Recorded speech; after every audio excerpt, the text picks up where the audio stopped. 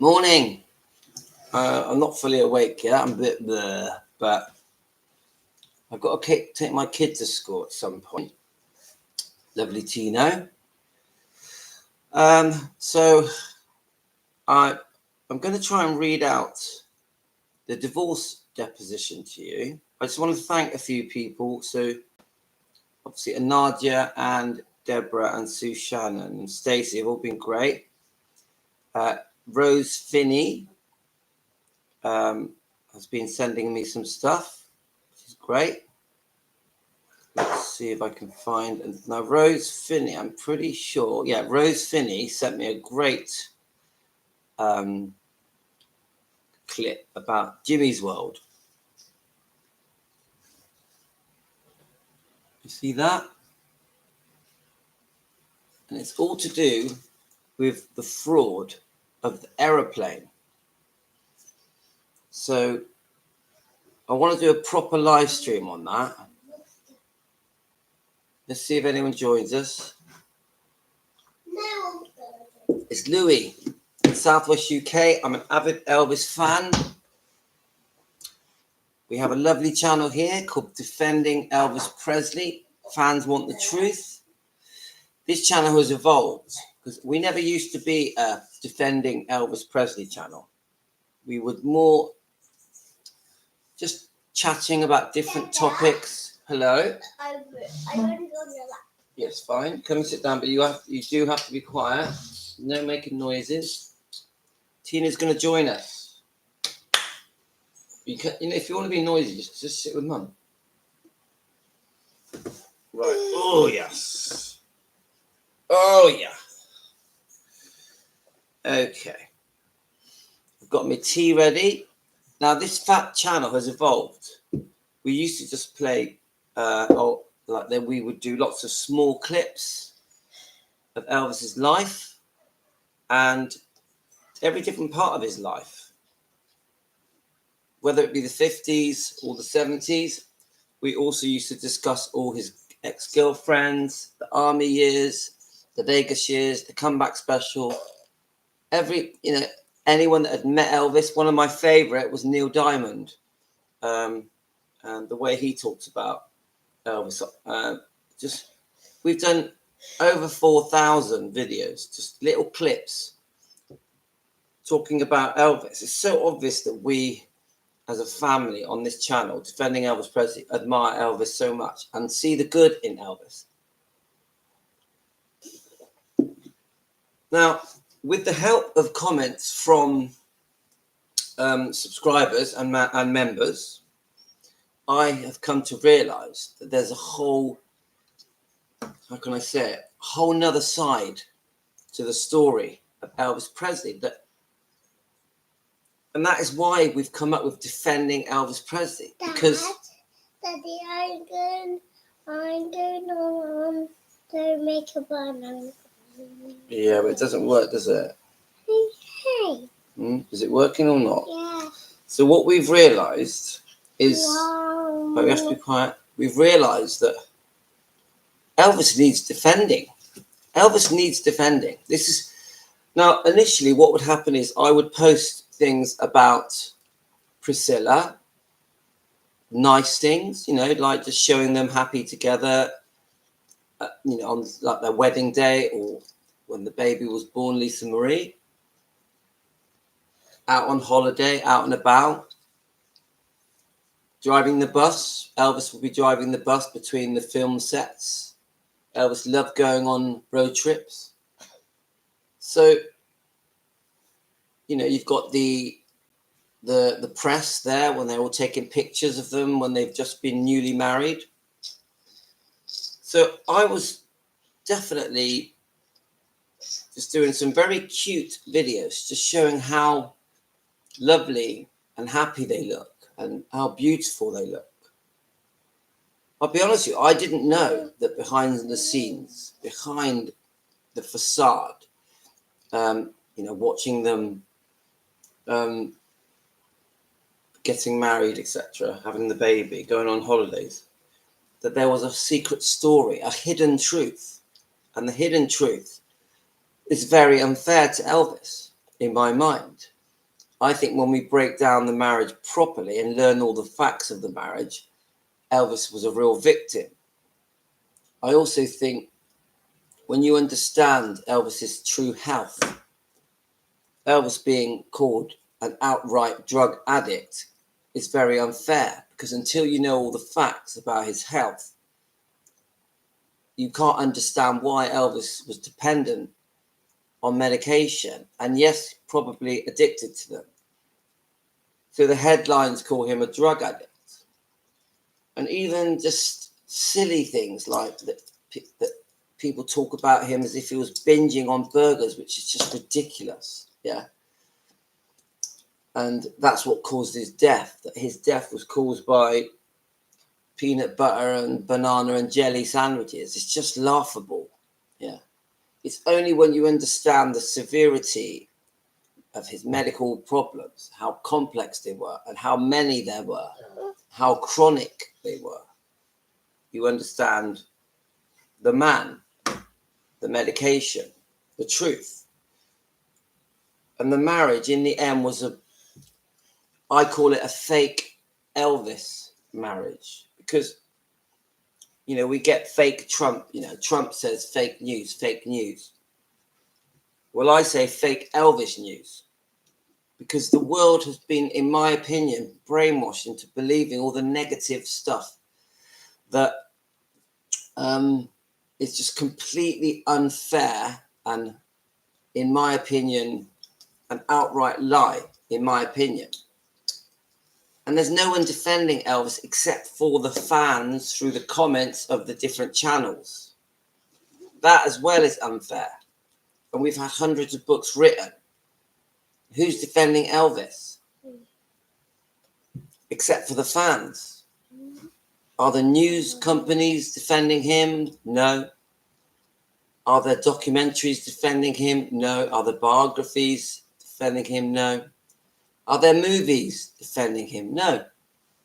There isn't. The only people that defend Elvis Presley is the fans.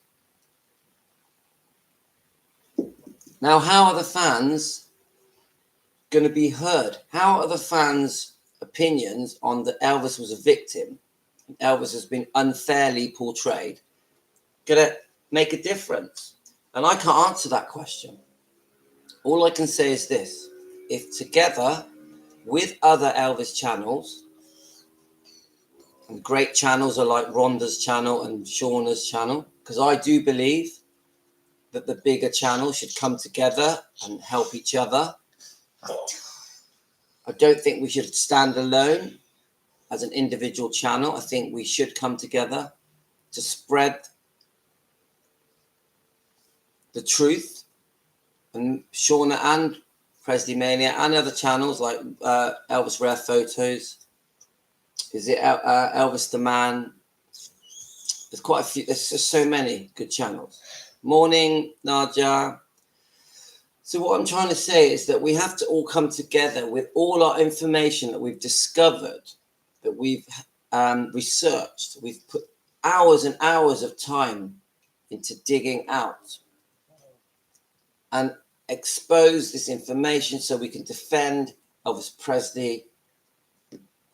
That is the only way we're going to break through the ice and start to be heard by the news companies, by the documentary makers, the biographies, the filmmakers. And this is how we retaliate against interviews from people like Priscilla Presley, who, in my opinion, even though she says a lot of good things about him, Elvis, and has worked tirelessly to promote Elvis, she has also done some, in my opinion, some harm to Elvis's image and legacy. I really believe that.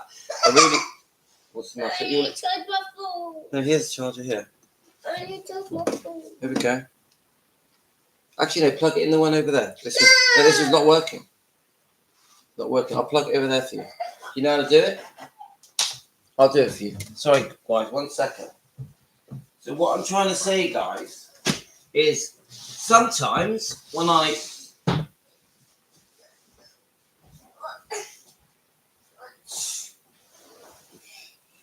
let me just plug it in for you. Here we go, it's plugged in. We're in my kitchen in the southwest UK. Right, it's working. Go on then, and I put you some water there as well. So what I'm trying to say, guys, is sometimes I'm going to put, sorry guys, I'm going to put my vest on, it's too hot. What I'm trying to say to you guys is sometimes we're going to step on each other's toes and we're going to share information that has already been shared. Sorry guys. It's too hot. Too hot.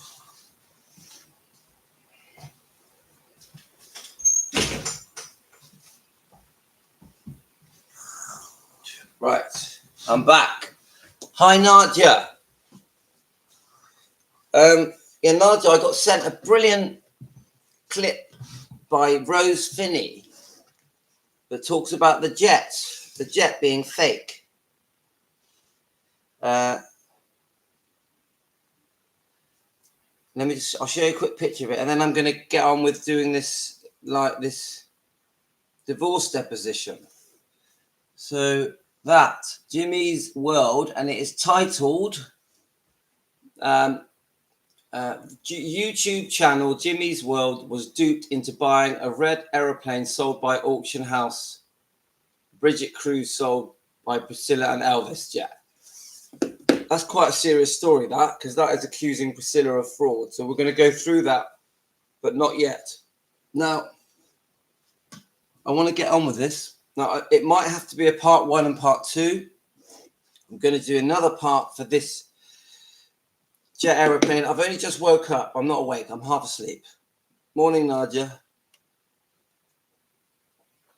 Now, I've given you a bit of a speech this morning.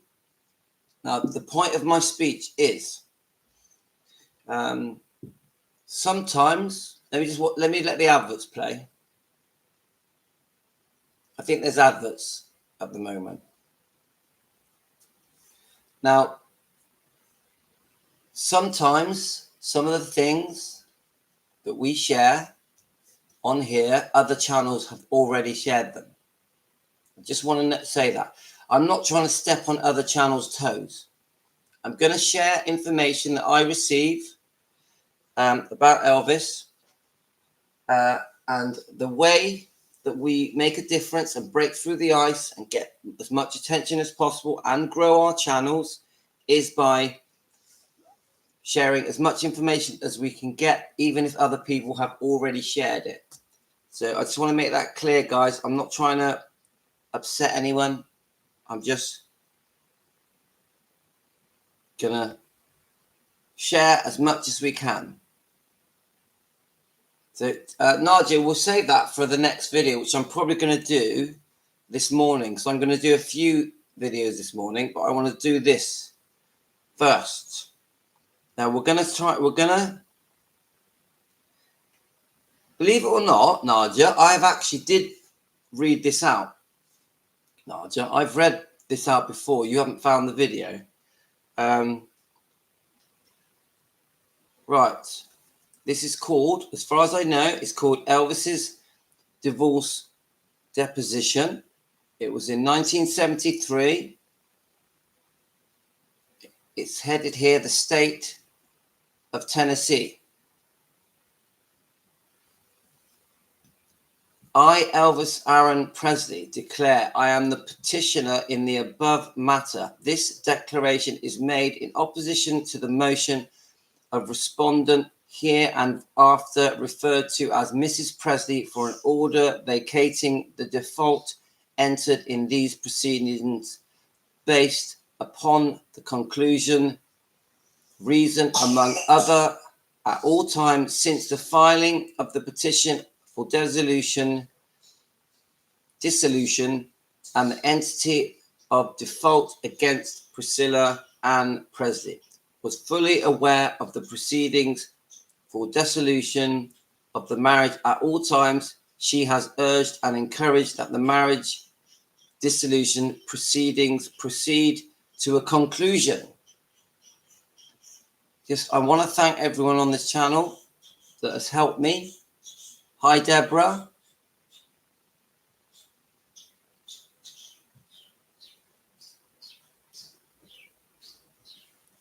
Well, that'll be very interesting, Deborah. I haven't seen that announced yet. Deborah, has that been announced officially? Hi, Proxy. Welcome to our little club. Can you write Minecraft? Yeah, baby. Now, guys, I live at home with my kids. Shh. I live at home with my beautiful family. This is Tino. There we go. Right, go and sit over there, please. Tino is my 4-year-old boy. I worship him, but I'm doing this live stream. I'm 3 years old. I'm 3 years old. All right, Deborah, find me that link. I'm going to do a story on that. Deborah says hello. I therefore direct myself to her declaration dated May 25th. 1973. Nadia, I've already done this. I know that you don't believe me. I have already done this. I've read this out about 5 or 6 weeks ago. I therefore direct myself to her declaration dated May the 25th, 1973. Mrs. Presley states that she permitted her default to be entered because she had signed a property settlement agreement with a spousal support agreement, which she was told at the time was fair. To my knowledge, the reason petitioner permitted the default to be entered was her announced intention to me as early as Christmas 1971 that she wanted her freedom. She left our home at the time at Christmas 1971. I had already heard about her relationship with one Mike Stone, and I asked her about the Mike Stones several months later in February 1972. She expressed surprise that I had known about her relationship with Mike Stone and her desire to have a separation and her freedom. The filing of the petition for dissolution and taking off her default was pursuant to the procedure that was outlined to be followed by Mr. Ed Hook Stratton, my attorney, to which Mrs. Presley readily agreed throughout the period since the filing of the petition for the dissolution and the entry of the default. The respondent has never at any time complained that the filing of the petition for dissolution or the entry of the default was procured by any mistake, inadvertence, surprise, and excusable neglect upon her part of her attorney. Whew. Nadia, I've told you, it's like watching paint dry. I find these documents so boring. I am half asleep, so that doesn't help. Let's have a look. Complained that the filing of the petition for dissolution for the entry of the default was procured by any mistake, inadvertence, surprise, or excusable neglect upon her part of her attorney. When Mrs. Presley states that she did not know the nature of the value of the assets owned by me, nor that she was entitled to half of them. Declaration, Priscilla Ann Presley, May 26, 1973, page 1, lines 11 and 13. She is not stating the basic truth or facts. My wife lived with my family before marriage. She knew of my earnings. She signed my tax returns. My wife knew that a substantial part of my assets were acquired before and after the marriage. During that time, I have been domiciled exclusively in the state of Tennessee. The community property system does not exist in Tennessee. I've read, Nadia, I've definitely done this already. I did this about 4 or 5 weeks ago. Right. let's have a look. So he knew about her affair in 1971. She was diagnosed. She was surprised. Priscilla knew what she signed. She knew outcome. I agree. Don't forget, she was secretly seeing him for a year behind Elvis's back, secretly seeing Mike Stone, the karate instructor, the karate champion, behind Elvis's back for a year. We know this. Mike Stone's even admitted it in his interview on YouTube. If you want to look it up, guys, find the Mike Stone interview, and he clearly admits everything. He admits that she sought him out and that they had a secret affair and that she fully intended to have a divorce. She definitely has gone back on her first divorce. Remember, this is leading up to the second divorce settlement. As far as I can see, this is Priscilla's way on how she managed to get the judge to allow her to have a second divorce. I think this is where it's going, yeah? Right. I think at first he didn't know. I think she had made up her mind she was going to go and tell Elvis. There's a possibility that's when she found out. I don't know for definite. Let's have a look. My wife was fully aware of the fact that at all times I regarded my home in Memphis as a domicile and principal place of business, even though we maintained residence elsewhere. Substantial part of my assets were acquired before and after the marriage during the time that I had been domiciled exclusively in the state of Tennessee.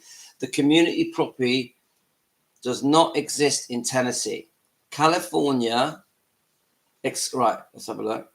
Elsewhere, including California. She knew that the fact is that except for my professional engagements, the principal part of my time when not working was spent in my home in Memphis, Tennessee, or on Elvis Presley Boulevard, a street named after me and where I spent most of my life. Not only did I maintain my principal residence in Memphis, Tennessee, my personal manager is a resident there. So I'm guessing that proving that he mainly lived at Graceland has a bearing on this. Yeah?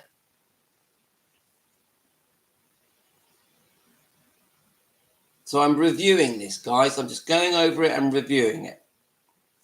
Vernon Presley and my business advisor resides in Memphis, Tennessee. My accountants are located in Memphis, Tennessee. My regular attorney's office is located in Memphis, Tennessee. We'll have filed every tax return in Memphis, Tennessee. My voter's registration is in Memphis, Tennessee. My automobiles, with the exception of one driven by Mrs. Presley since separation, are registered in Tennessee. Most of my personal friends, business and acquaintance are located and residents in Tennessee.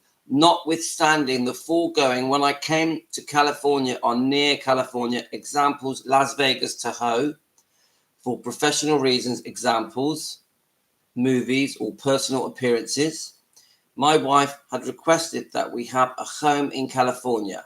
Well, there's proof, guys, that Priscilla didn't really want to live at Graceland. She liked living in California. You guys have said this to me many times. I think he's also trying to show that he is a Memphis, that I think this affects legally the fact that he can prove that he lived in Memphis. Memphis was his number one home, his main residence. I think that has a bearing on this, on the judge's decision. Elvis' attorney, I think, wants to really make it clear where his main residence was. That's what I think this is. I could be wrong. Notwithstanding the foregoing, when I came to California or near California, Elvis's Las Vegas to home, for professional reasons, examples, movie or appearances, etc. My wife had requested that we have a home in California. Therefore, on each occasion when we purchased our home in California, including 1174 Hillcrest Road, Beverly Hills, California, and then later 114 Monasol Drive, Los Angeles, California, including a family residence at 845 Chino Canyon Road, Palm Springs, California. Mrs. Presley participated in the choice of the purchase thereof. She was fully aware of the cost and the value thereof. We purchased these homes in joint names. It is therefore untrue that Mrs. Presley was unaware of the nature of the extent of the assets or income. So I got a feeling that one of the reasons that she tried to get the judge to allow her to break the terms of the first divorce settlement was she was trying to say that she has been misled. Yeah? That she had been misled, even lied to, and things have been hidden from her. Does that sound right to you? Yeah, that basically Elvis hadn't given her clarity, yeah, on his true earnings, the properties that they owned. And Elvis is saying, well, no, because we bought those 3 homes together. She knew. That's how I see it. She was also advised of her rights by Mr. Hook Stratton and later Mr. Brooke at the time Mrs. Presley and I separated in December 1971 and subsequently in February 1972. All right, so it gives you a good timeline. December 71 is probably when she told him about Mike Stone. We all know the story there, guys. He blew his top and he was shouting at Red West to get a hitman. It was all just hot air. It didn't mean anything. But, you know, I completely understand why he was gutted because it's the second time she's done it. Don't forget, Priscilla did this in 1968, just after Lisa Marie was born, with a dance instructor, Steve Peck. So, do you know what, Nadia? I don't know if he did. I don't know if he did know before she told him, because I've read clips that says that she had made up her mind on a certain date. She was going to tell Elvis, and she took an aeroplane determined to tell Elvis. No, it says, okay, I'll reread that. Actually, no, I won't, because, all right, here we are. She was also advised by her rights by Mr. Hookstrand and later by Mr. Brooke at the time Mrs. Presley and I separate in December 71 and subsequently in 72. No. They knew. As far as I can see, Nadia, I could be wrong. In December 71, she tells him. By February 72, she's demanding a divorce. So, yeah, he knew between 71 and February 72, but only because she told him. That's my point. Is that what you mean, Nadia? I did not know, or nor was I requested to advise my wife that she was entitled to half of my assets. Like I said, no wonder Greystone was damn near broke by the time she died. She played it big that she saved Greystone. What did she do with all the money? She's hot in the second divorce. Well, you know my views, guys. There's no way this second divorce settlement should have happened. It was very cruel, very greedy. That's just my opinion. I think she'd had enough money. I think Elvis was very, very generous. I also, in my opinion, believe that she promised she wouldn't do this. I also think that other attorneys, and it could be something to do with Richard Kardashian, just in my opinion, were saying to her, go back for another divorce settlement. You'll get a lot more. I really believe that. And I think once she had her eye on more money, she was determined. And then they had to find a way to break the first divorce settlement agreement. They had to find a way, and this is it. It's in the deposition further. He wrote that she was surprised he knew. Okay, thanks, Nadia. Brilliant. 100%. And I think, because a lot of this was happening in 77, because it was still going on, wasn't it, in 77? This is just the beginning of it. Yeah? So, very cruel. It happened when it was still going on when he was unwell, very unwell. seriously, chronically unwell, and the Memphis Mafia betrayal book, Elvis Tell Alls. So 77 was a crazy, horrible year for Elvis. I did not know, nor was I requested to advise my wife that she was entitled to half of my assets. I could not conceive that this was either a fact or law, since my wife during marriage and separation had repeatedly stated to me that she did not wish to have any part of portion of my earnings and accumulations, either prior to the subsequent to the marriage, and I have always assumed as a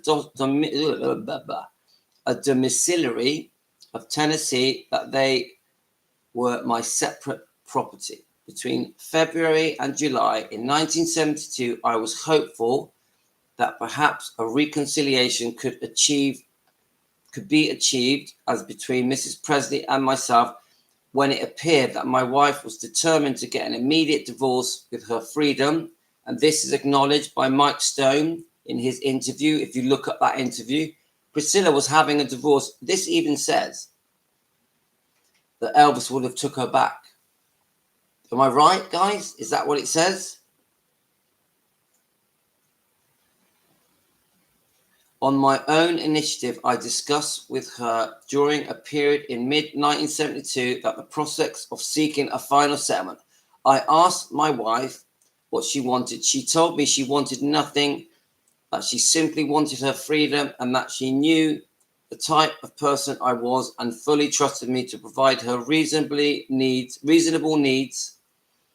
of herself and my daughter at all times. She stated to me on that occasion of our conference on July 1972 that she wanted nothing, that she did not want any part of my property, and said further, I know what I can do and I can't do. She stated that she did not want any of my accumulations, earnings, royalties, residuals, publishing rights, etc., that she just wanted to live comfortably without worrying about it.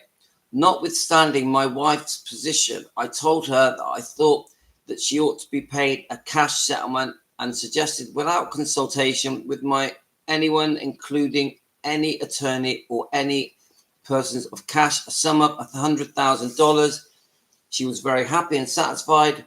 My wife did not want to have or receive distribution of any of the homes we owned jointly and the furnishings acquired. On the contrary, she stated that she intended to move into an apartment in the Marina del Rey and asked that I pay for the furnishings. I readily agreed. I therefore suggested that I pay her $100,000 in cash settlement, provide her with 2 automobiles of her choosing, and also pay for the furnishings of her apartment. She told me that she was entirely satisfied with such agreement, and being fair, and stated to me her confidence and trust that I would always do right by her in the meetings, and myself and Mrs. Presley in July 1972, and on the occasion when we met with my attorney Ed Hookstratton in July 1972. Mr. Hookstratton, Gino, just turn that down, please. Gino, turn it down, come on. And I asked Mrs. Presley to make out a list of her needed monthly expenses of herself and our daughter, Lisa.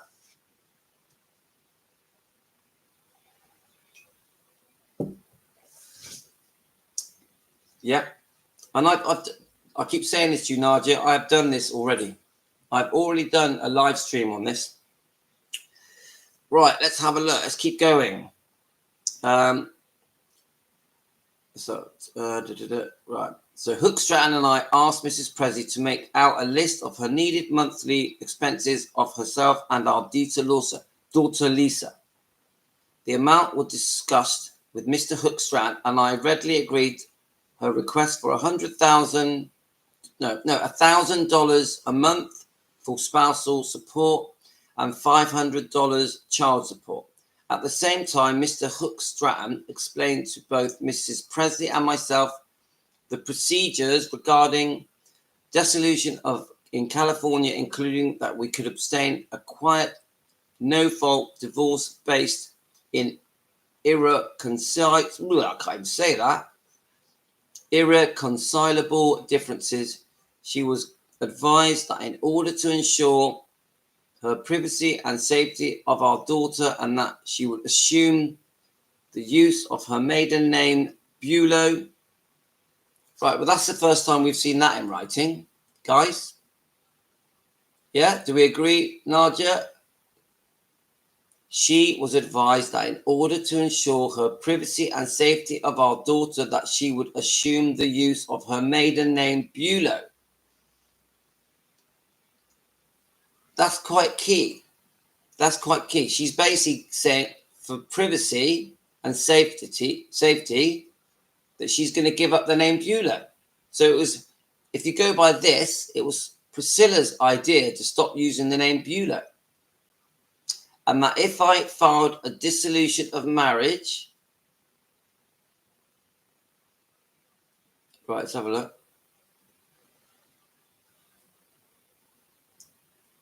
And if I filed a dissolution of marriage, her true name and address would not be disclosed in public.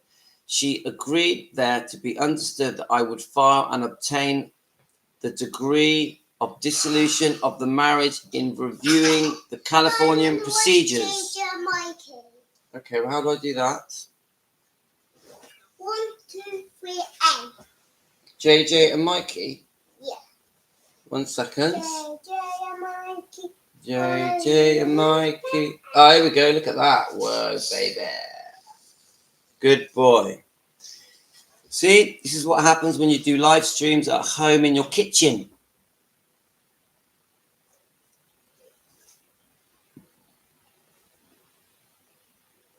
So, let's keep going. In reviewing the California procedures with her, Mr. Hook Stratton again asked whether she didn't want to reconsider the question of her marriage and settlement, thinking of possible reconciliation. In our presence, she stated that she didn't want anything beyond the $100,000, and I agreed to pay her the combined support of $1,500 per month for the spousal and child support, and stated that she had too much pride and didn't want more. She also stated that she did not want to live at our Monaco home, nor want the home furnished, but that she lived in a smaller place in Marina, and if I furnished such an apartment for her, she would be entirely satisfied. The property settlement agreement and marital termination agreements were later prepared and signed by Mrs. Presley and myself on August the 5th, 1972. And people keep saying that their marriage lasted until 73, but it was over in 71, guys. Mrs. Presley went to Hawaii with Mike Stone at all times, and I had believed that there was a possibility for us to reconcile and continue our marriage. But in the latter part of 1972, according to my best recollection, when Mrs. Presley was in Hawaii and Mike Stone, she called me by phone to advise that she had a quarrel with him. She then told me that she might want to come back to me. Now, we keep hearing this, don't we, guys? This is public, Nadia, this is public knowledge. Yeah, this is, I know that certain people feel that this was like, what's the word? How can I word it? Some people think that not many people have this information, but this is public knowledge. If you do your digging, you'll find this document, because I found it when I did my last live stream.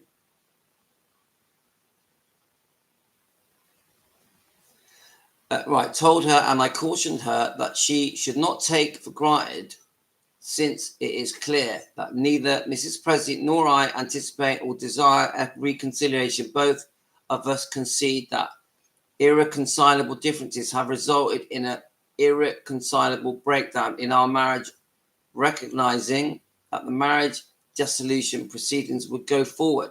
At no time did Mrs. Presley ask for anything beyond which I agreed to pay. She never complained that she got an unfair agreement in or about December 1972 or in January 1973. And as a gesture of generosity and friendship, I sent her a brand new Jaguar. Well, guys, that's interesting in itself, because doesn't Elvis in one of his in Vegas on one of his concerts say that he had gifted Priscilla a Jaguar and that she had gifted him something? Now, we don't know that that gifting was involved in this, what we're talking here. Let's have a look. So,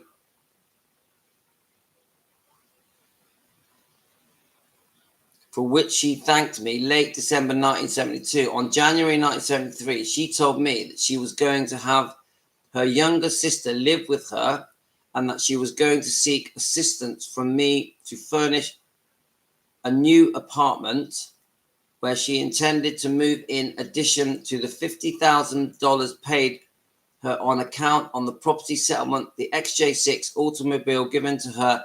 I estimate that I have paid directly or to her for on or account of furnishing of her apartment in excess of $40,000.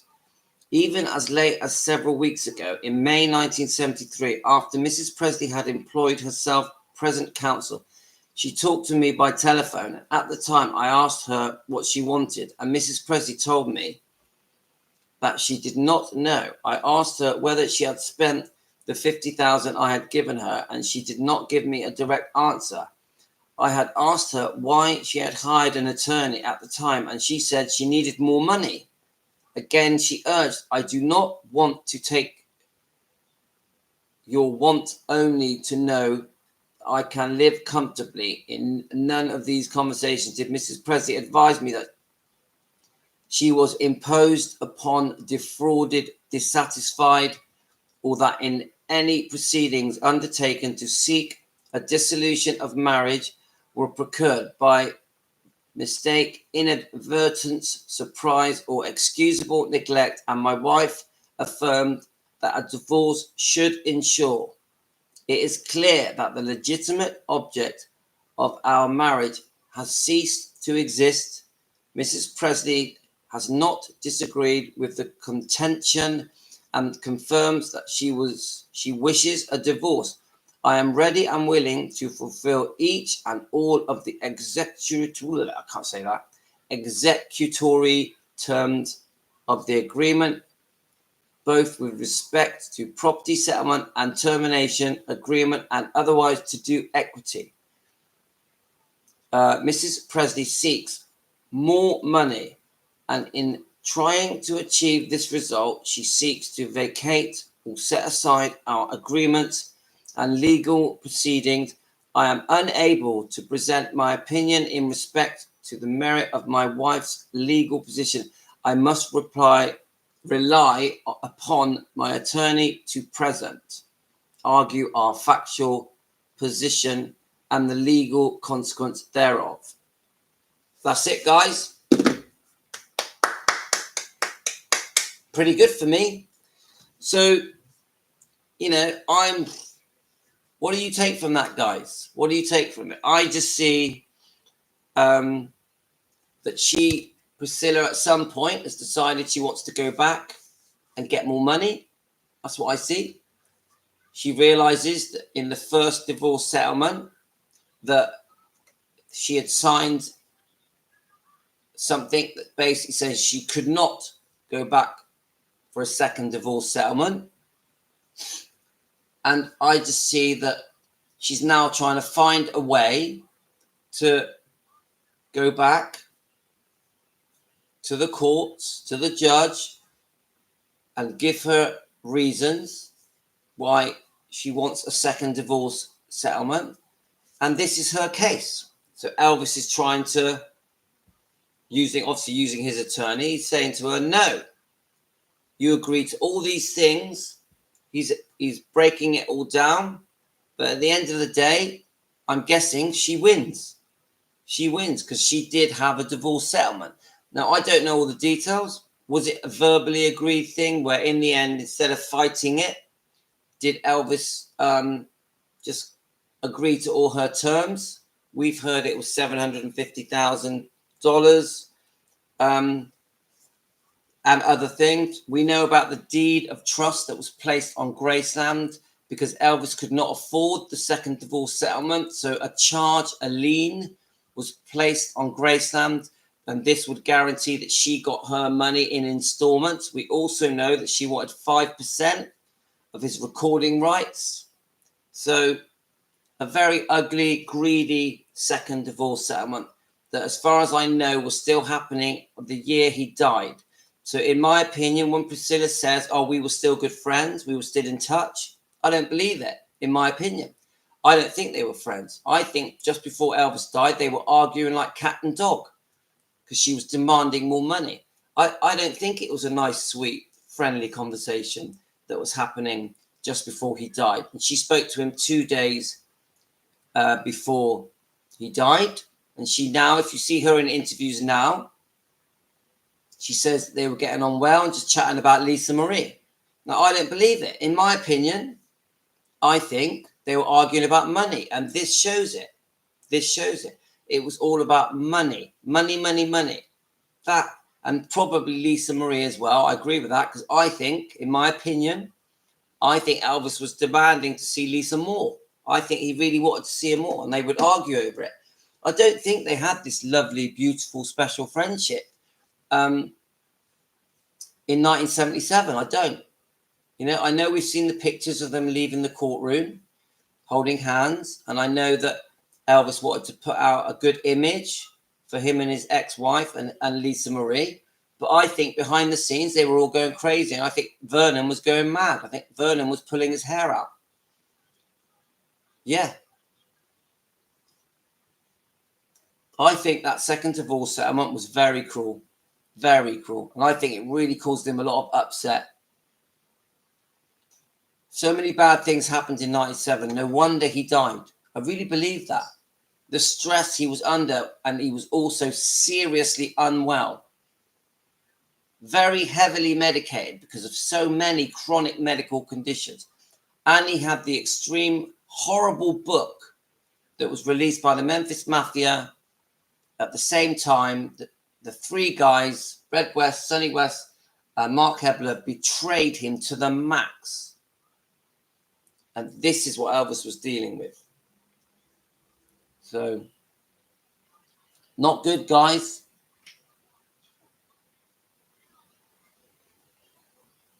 Well, I think the Priscilla book was the Priscilla film was a betrayal as well. I think it's disgusting that book ever, the film Priscilla ever was released. I think it's disgusting, especially now knowing that Lisa Marie passed and that film was still promoted by Priscilla. In my opinion, that is wrong on so many levels. So many levels. And many fans feel that Lisa Marie Presley and Priscilla Presley were arguing just before Lisa Marie died. Now, that is so sad to me. That is so sad. We already know, in our opinion, that there was an 8-year rift where Priscilla Presley and Lisa Marie were not speaking because of the feud with Barry Siegel, the lawsuit with Barry Siegel, where he, in our opinion, ripped her off to the tune of $100,000. In our opinion, we also think there's a strong possibility because Bridget Cruz, the auctioneer, told us on our channel that the conception of the film Priscilla, Sofia Coppola's film, was Barry Siegel. And Barry Siegel had something to do with the making of the film Priscilla. Now, that shocks me. If that's true, because it is just an opinion, that is shocking. Because if Barry Siegel ripped off Lisa Marie Presley, in our opinion, why is Priscilla Presley still friends with Barry Siegel? That is shocking if it's true. If it's true.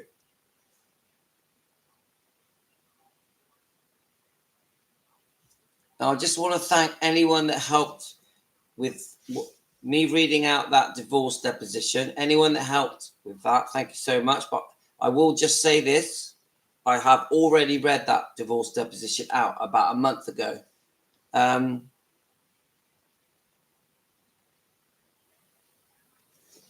So, well, the Barry Siegel thing, we did go through it all the other day. It's actually quite hard to find. It doesn't come up straight away.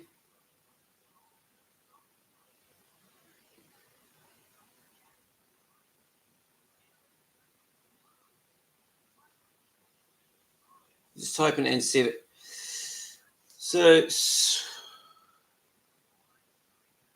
she sued her business manager. Mismanagement, self-serving, ambitious, leaving her millions of dollars in debt. I'm just trying to see if I get the very short highlights. Lisa Marie Presley sues managers reckless mismanagement for $100 million. Lisa Marie Presley and her financial manager Barry Siegel are in a legal battle over who is responsible for whittling down $100 million trust she inherited after Elvis's death to just $14,000. And he was her financial manager, and they had a legal battle. And she was $16.7 million in debt. She had lost everything. Now, Barry Siegel tried to say that she just squandered it all. We don't know the details, do we? She claims Siegel spent 11 years whittling down her $100 million trust that she inherited to just $14,000 through reckless and negligent mismanagement and self-serving ambition. And we've heard that a lot of money was lost to Pop Idol, American Idol. This was in... And then the other thing, and this is the bit that really shocks me, in 2005, Siegel sold 85% of her interest in Elvis Presley Enterprises in order to align himself with a famous investor tied to the holding company of American Idol. Presley alleges he began liquidating her assets in order to supplement the trust's income without informing her, and putting his own best interest ahead and of her in order to put himself in proximity as his celebrity circle. Siegel also alleged... let's have a look.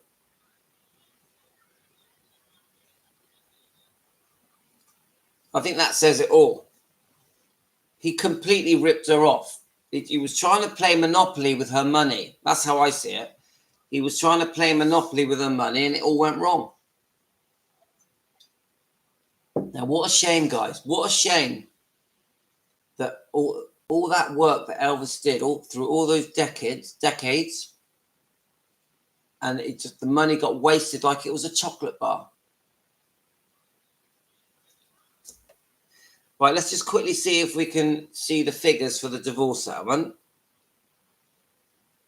The second divorce settlement, because I think they do come up, and then we're going to round it off at an hour, and then I'm going to come back and I want to do another show about the jet, the jumbo jet, and the fraud, and Priscilla and Bridget Cruz and Jimmy. We're going to talk about that.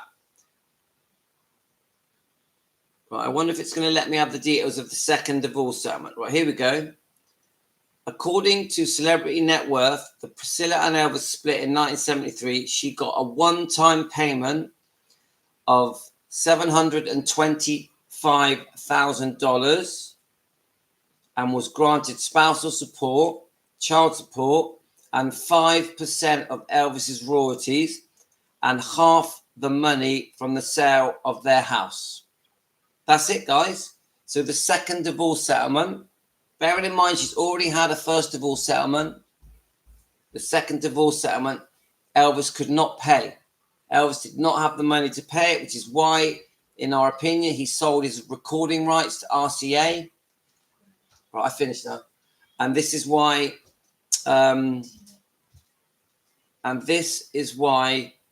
the deed of trust was placed on Graceland, Elvis's home, and there was a charge, a lien that basically said he had to.